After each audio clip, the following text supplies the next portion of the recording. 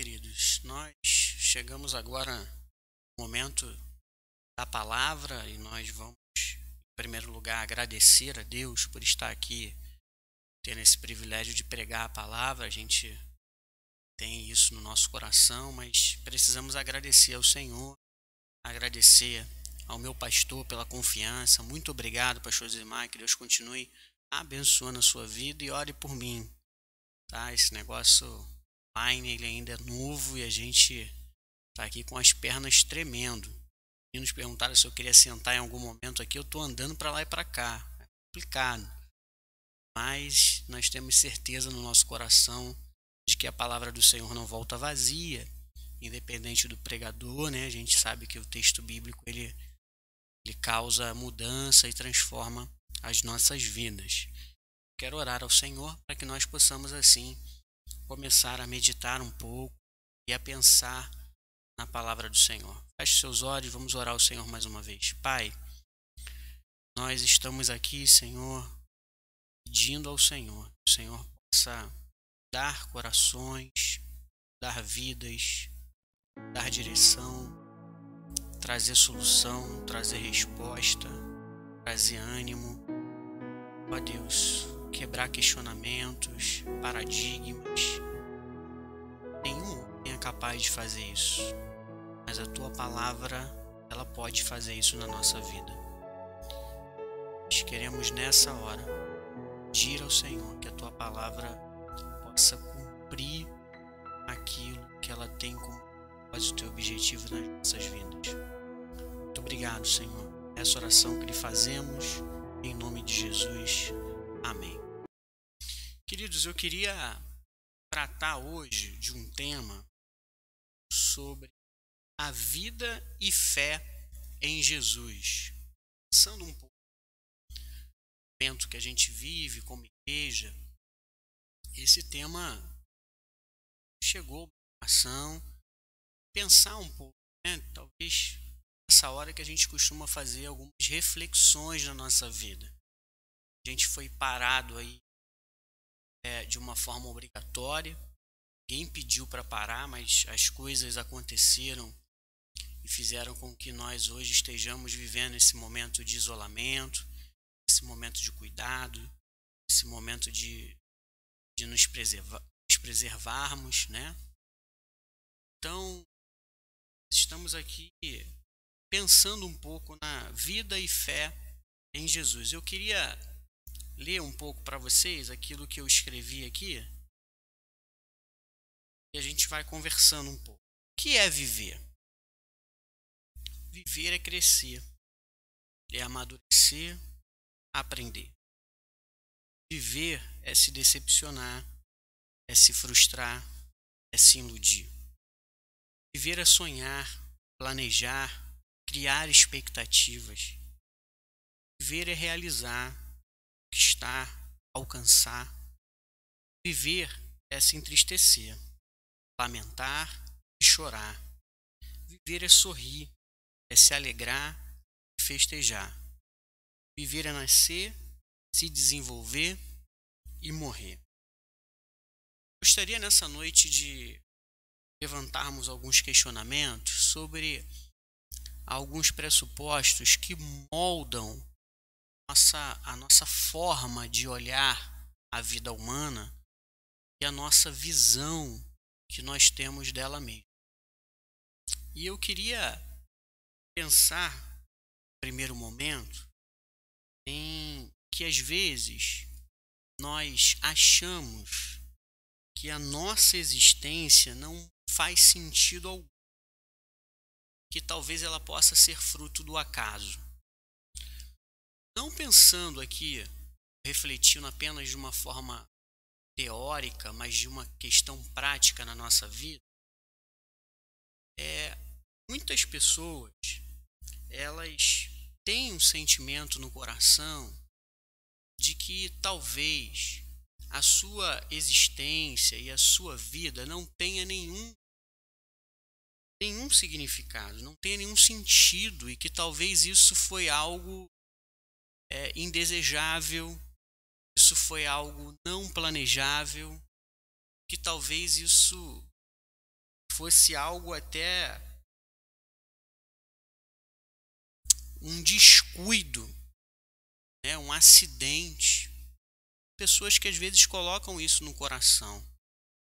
Elas acreditam que estão aqui, estão vivendo, e elas não entendem o seu significado, elas não entendem a sua existência, e elas pensam dessa maneira e acabam vivendo e se entregando a uma forma de vida baseado nessa visão de mundo, nessa cosmovisão.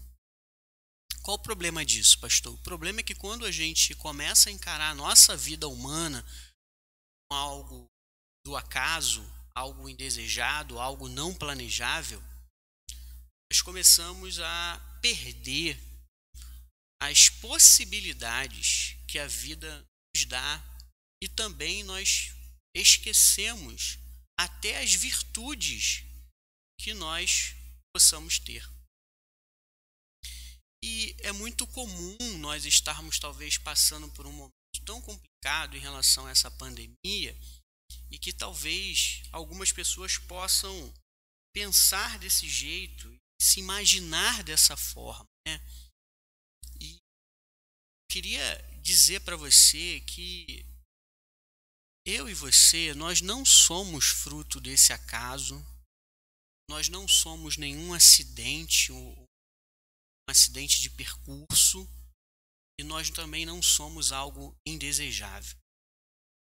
Nós, quando olhamos para a criação, e tudo que existe na criação é muito belo, é muito lindo, é admirável. Nós ficamos, às vezes, período longo observando todos os movimentos e todas as fases e tudo aquilo que a natureza e que a criação de Deus manifesta no seu dia a dia. Isso tudo é algo mais do que suficiente para que possamos viver. É algo que pode alcançar a nossa admiração e olharmos e entender que nada que está na criação é por acaso. Nada do que Deus criou, olhando para a terra, para aquilo que Deus criou, e nós estamos hoje cuidando dessa criação de Deus, nada é por acaso. Tudo faz sentido, tudo tem um significado.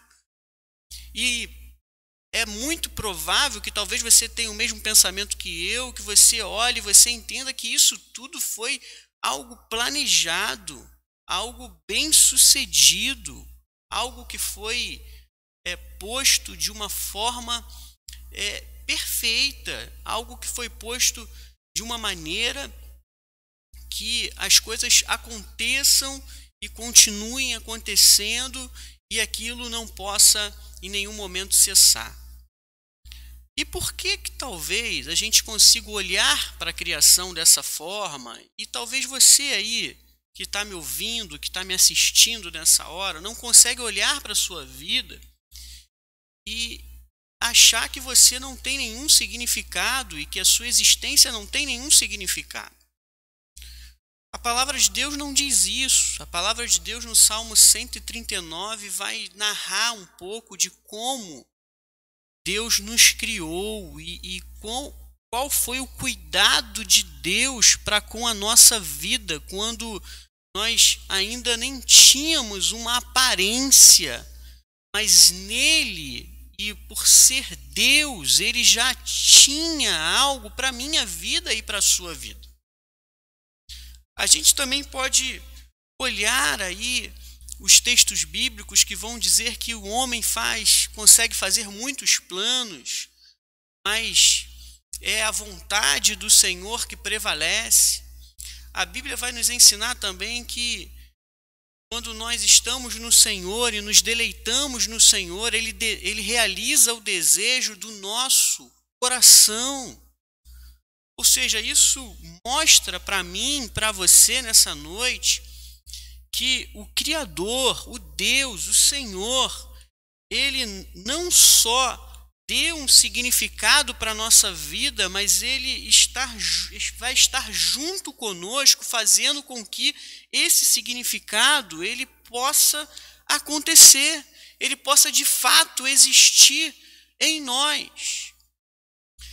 Então, eu queria te pedir, em primeiro lugar, que você pudesse esquecer um pouco esse significado de que você foi alguma coisa que saiu errado.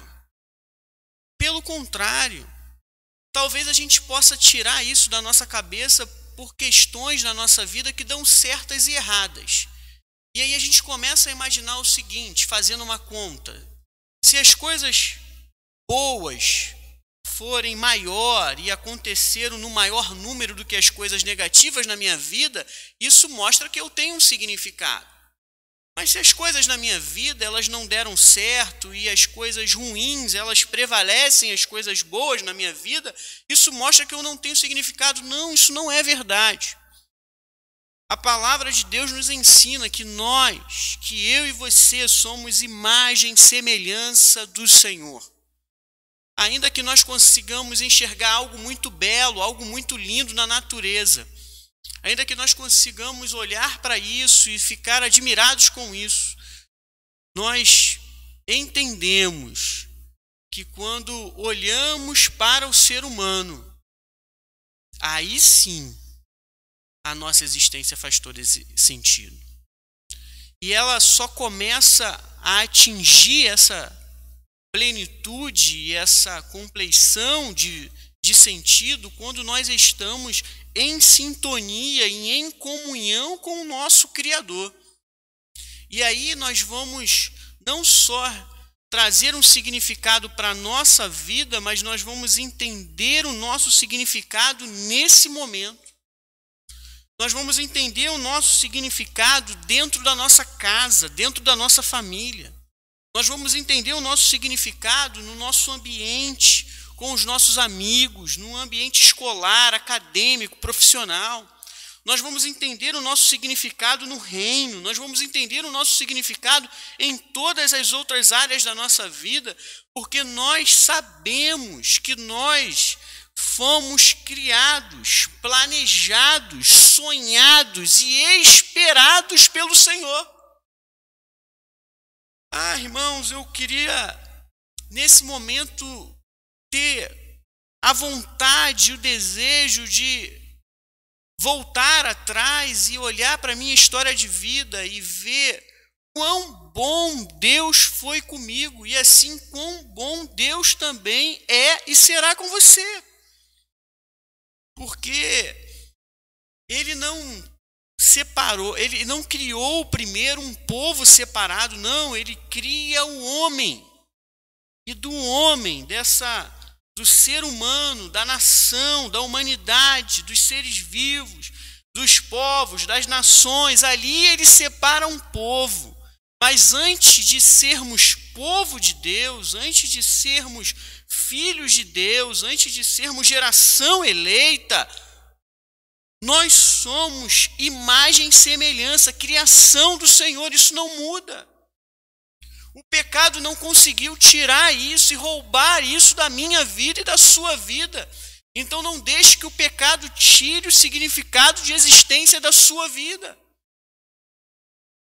Talvez um outro modo de enxergar isso, e um outro pressuposto que temos ao analisarmos e pensarmos no nosso modo de enxergar a vida humana, é de que a nossa existência ela pode estar de alguma maneira aprisionada ao caos, à desordem, à confusão, nos tornando às vezes escória da sociedade, com sentimento de pertencimento de uma camada desfavorecida, sendo subversivos e desprezíveis.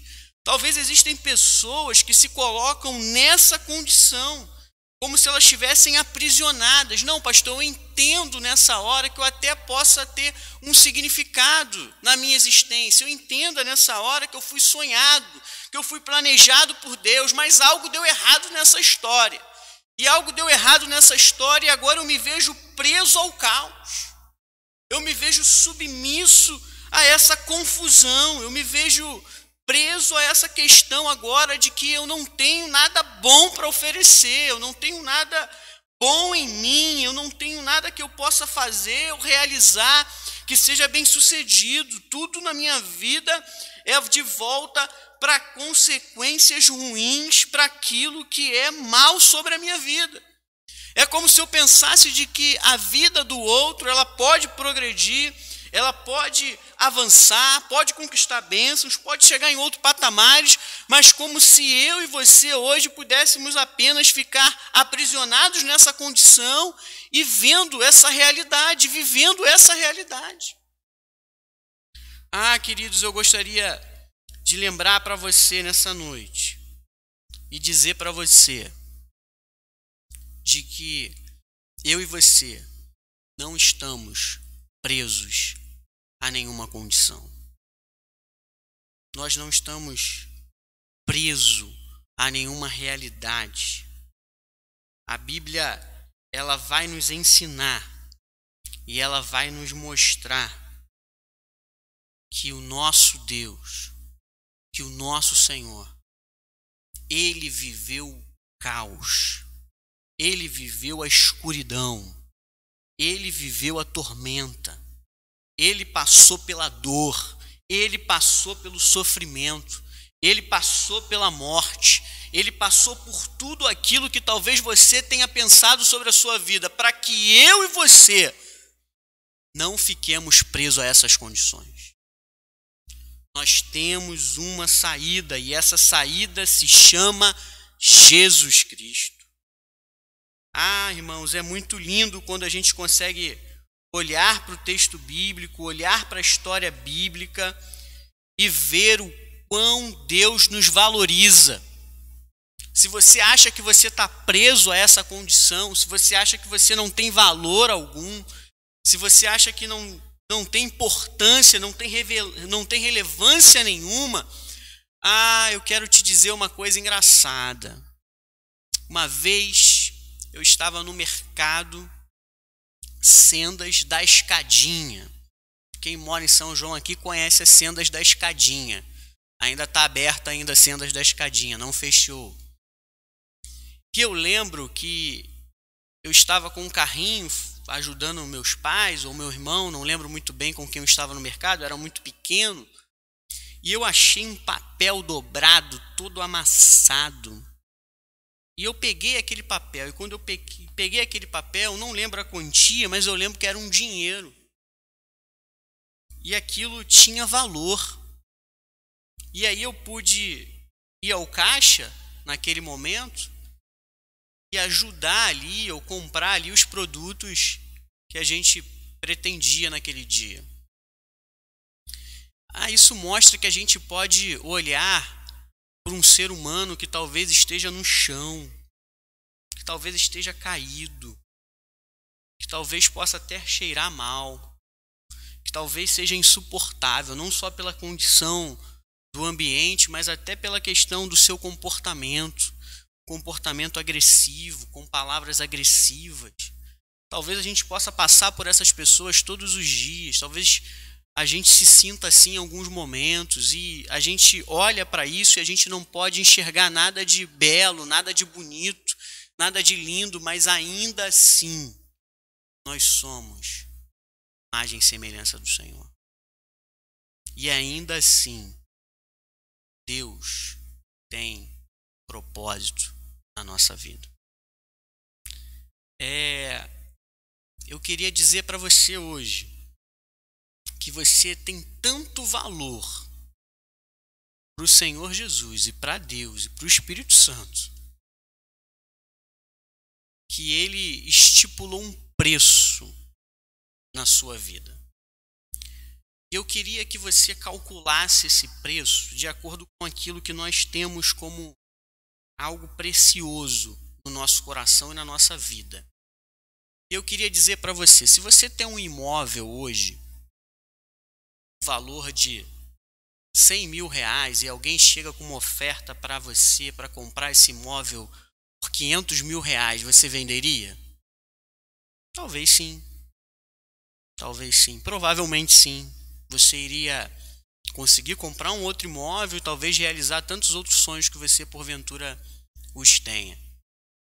Se você tiver um carro e alguém quer trocar um carro e quer te abençoar, você vai dar o seu carro, que já é usado, e vai pegar um carro zero. Talvez, e muito provável, que você aceite. Mas existem coisas que nós não negociamos. Talvez um exemplo deles seja a nossa família. Se chegasse um cidadão na sua casa, na sua porta hoje, batesse, falasse assim, olha, bateu lá na casa da Ana Carla e da Joana e do pastor Jonatas, e a Ana Carla foi atendê-lo no portão, e ele disse assim, olha, Jonatas, eu quero te dar 1 milhão, eu quero te dar 2 milhões, eu quero te dar 3 milhões para que você possa ir embora, e agora eu vou ser o Jonatas, você não vai ter mais família. Você não vai mais ter as pessoas com quem você ama perto de você. Talvez uma pessoa enferma, ela chega para um filho nosso e diz o seguinte, olha, eu quero a saúde do seu filho. Então eu vou te dar como se pudesse comprar, é claro, né, irmão? Eu vou te dar um determinado valor e vou adquirir a saúde do seu filho. E aí o seu filho ia ter uma enfermidade que não houvesse cura. Você venderia? Queria dizer para você que tem coisas que a gente não coloca preço. Nós apenas entregamos tudo que temos para que essas pessoas sejam felizes. E Deus colocou preço em você. Deus fez uma cotação, colocou valor na sua vida. E sabe qual foi o valor que ele colocou? O próprio filho. O próprio filho. Ele equiparou a sua vida, a vida do filho. E é por isso que, apesar de sermos imagem e criação, nós podemos dar um passo a mais, nos tornarmos filhos, se nós recebermos o Filho de Deus. Essa é uma segunda maneira de pensar no mundo. A terceira e última maneira que nós pensamos é a maneira de finitude, onde as pessoas elas encaram a vida como se fosse algo momentâneo e algo passageiro. A partir do momento em que não tem mais a possibilidade, ou não conseguem mais imaginar uma realidade após a morte, ou a sua subsistência após a morte, e a sua vida fica restrita a essa condição de mundo, a essa realidade humana, a gente começa a ter algumas atitudes quando nós pensamos assim. Bom, se nós vamos morrer um dia e nós não vamos ter nada depois disso, então até a nossa morte nós temos que aproveitar o máximo possível. Isso vai ser lógico, pensarmos dessa maneira, se encararmos o mundo dessa forma.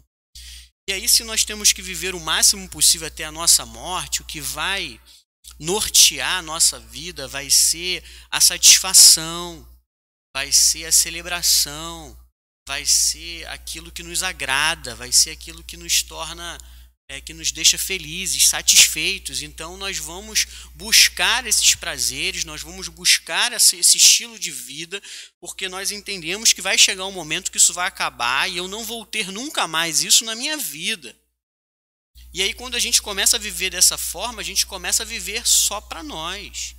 E pior, a gente começa ainda a viver um mundo competitiva, onde a gente quer tirar aquilo que é do outro, aquilo que a gente chegou, onde a gente chegou ainda não é o suficiente, precisamos de mais, porque temos que aproveitar o tempo, nós não temos a certeza de quando isso vai se dar, até porque o momento que nós vivemos então é isso. Talvez você esteja dizendo assim no seu coração, poxa, quando acabar essa quarentena, quando acabar esse isolamento, eu vou sair, eu vou aproveitar e eu vou viver tudo que eu preciso, eu vou fazer tudo que eu quero, eu vou viver do meu jeito, porque eu não sei o que vai acontecer por causa daquilo. E a gente esquece que nessa visão de mundo, ela nos limita nisso e a gente esquece o depois dessa realidade. A gente esquece que existe um depois, que existe um outro momento. E aí eu queria falar do texto bíblico de 1 Coríntios 15, 19, que diz: se esperarmos em Cristo apenas nessa vida, somos mais miseráveis de todos os homens. Olha o que o Senhor nos diz. Então essa visão de mundo, partindo desse pressuposto, ele vai trazer uma busca por essa felicidade nesse momento, mas passageira. Porque a gente sabe que vai chegar em algum momento em que a nossa vida vai se findar. Mas eu queria pensar com você sobre a nossa vida e a fé em Jesus. Pastor, o senhor falou das dificuldades, dos problemas, desses pressupostos da visão de mundo e como nós enxergamos isso em Cristo. A primeira forma de nós pensarmos a nossa existência em Cristo e a nossa vida e colocar a nossa fé em prática em Cristo é de que tudo é passageiro. A Bíblia em Mateus 24, verso 35, vai dizer: passará céu e terra, mas as minhas palavras jamais passarão. Irmãos, isso nos dá uma certeza e uma garantia nesse momento, uma confiança nesse momento muito forte, muito tremenda, muito latente no nosso coração, porque nós entendemos então, se nós estamos em Cristo, se a nossa vida está em Cristo, e se temos fé em Cristo, fé em Jesus, nós entendemos que Deus deu a primeira palavra, que Deus deu a última palavra, porque diz, passará o céu e a terra, mas as minhas palavras não passarão. Então, Deus já deu a primeira palavra, o início, Deus já criou todas as coisas, Deus já demonstrou o seu amor, e Deus já disse que vai voltar para buscar os seus, Ele já deu a primeira e a última palavra, Ele já deu o início e o fim, mas existe o meio, e o que existe nesse meio? Nesse meio existem as lutas, existem as tragédias, existem as dificuldades, existem os problemas, mas nós que somos servos no Senhor e temos a nossa vida, a nossa fé em Cristo Jesus, nós entendemos que isso é passageiro, isso apenas faz parte do processo, mas essa não é a condição definitiva do processo.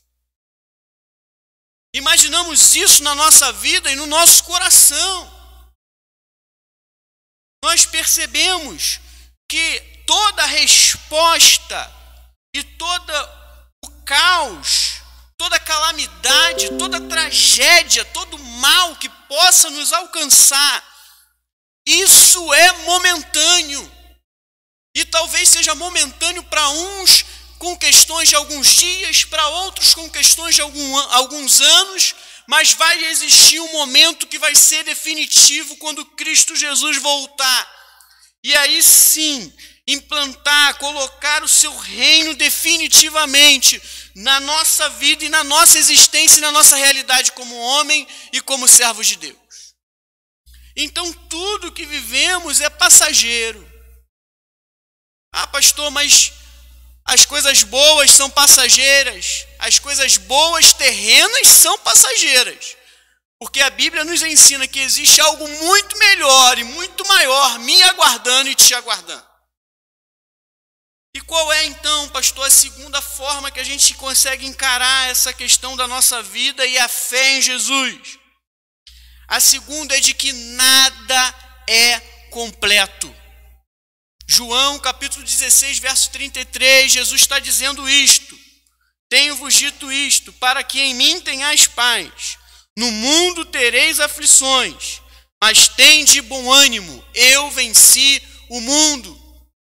Isso demonstra, irmãos, que nós não vamos viver nada de uma forma plena nesse momento, como homens e mulheres que somos. Isso demonstra, irmãos, que nós vamos sempre ter algo que esteja incompleto no nosso coração e na nossa vida, porque nós não vamos conseguir realizar e conseguir vivenciar toda a plenitude da graça, do amor de Deus e da nossa comunhão com o Pai, enquanto nós estivermos vivendo diante do pecado. E é engraçado falar isso, porque muitos se dizem que talvez o que estamos vivendo no mundo seja problema de Deus castigando o homem, ou seja, a obra do inimigo tentando destruir a igreja e o povo de Deus. Mas a gente esquece que quando Deus criou o homem, ele deixou a responsabilidade do homem administrar a criação.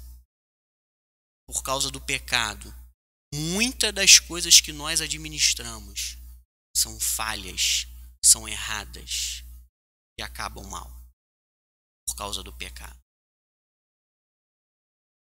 Tudo é incompleto. A gente costuma às vezes ir num culto, quando a gente de certa forma vivencia um momento especial naquele culto, a gente costuma dizer que é como se fosse um pedacinho do céu. Existe um louvor que diz que a nossa casa é como se fosse um pedacinho do céu. E a gente vai vivendo esse quebra-cabeça, montando esse pedacinho e se aproximando cada vez mais da plenitude daquilo que Deus quer para as nossas vidas. Mas existem momentos que as peças não se encaixam na nossa vida. Existem momentos que essas peças é difícil encontrar, é difícil enxergar, mas elas estão ali. Deus tem um propósito em tudo, irmão. Certo? As peças se encaixarão. Queira você, esse grande quebra-cabeça será montado de uma forma definitiva um dia. Em terceiro e último lugar, eu quero dizer que esse não é o nosso lugar. A Bíblia em 1 Pedro vai nos afirmar que nós somos peregrinos nessa terra, somos forasteiros. João capítulo 14, verso 1, Jesus vai dizer que no céu há muitas moradas e que ele iria preparar para nós o nosso lugar lá. E que não há falta de lugar lá. E aí fica a nossa opção de aceitarmos aquilo que Deus tem para a gente nessa condição que temos hoje como homens, e também a condição de aceitarmos aquilo que Deus preparou, separou, lugar para mim e para você. Eu tenho um lugar. Ainda que as coisas aconteçam nessa terra, eu sei para onde eu vou. Eu sei que aonde eu estiver é o lugar que Deus preparou para mim. Você pode pensar comigo mais uma vez naquilo que eu li logo no início, que é viver? Viver é crescer, amadurecer, aprender. Viver é se decepcionar, se frustrar e se iludir. Viver é sonhar, planejar e criar expectativas. Viver é realizar, conquistar, alcançar. Viver é se entristecer, lamentar e chorar. Viver é sorrir, se alegrar e festejar. Viver é nascer, se desenvolver para sempre. Viver para sempre em Cristo Jesus. Que Deus abençoe a sua vida e que você possa tomar uma decisão diante do Senhor ainda no dia de hoje, para a honra do Senhor. Vamos orar? Pai de amor, obrigado, Senhor, pela tua palavra ao nosso coração. Quero pedir ao Senhor que cada vida que possa ouvir a tua palavra tome uma posição diante do Senhor e que essa posição seja favorável, dizendo para o Senhor tem plena liberdade de entrar nos seus corações e direcionarem as suas vidas, ó Pai. Obrigado por tudo. Essa oração que lhe fazemos em nome de Jesus. Amém.